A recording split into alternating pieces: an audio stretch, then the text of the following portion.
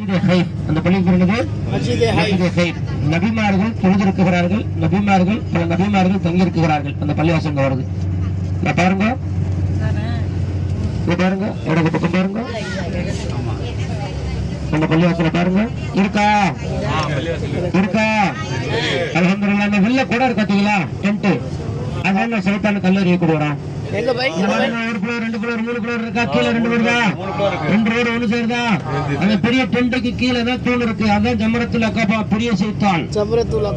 First floor தான் பெரிய சைத்தான். அந்த கல்லறை இருக்கு. அதே மாதிரி அடுத்த தூண் இருக்கு, ஜமரத்துல் உஸ்தா. அதுக்கு ஜமரத்துல் சகர். பாத்துட்டீங்களா? அப்படியே அந்த சைத்தானை விட்டு இந்த பக்கம் பாருங்க. மாஷாஅல்லாஹ். வலது பக்கம் கண்டுல்லா காட்சி. அல்லாஹ் அக்பர். எங்கிட்டு இருக்கு பாருங்க. மீனாவுடைய டென்ட்,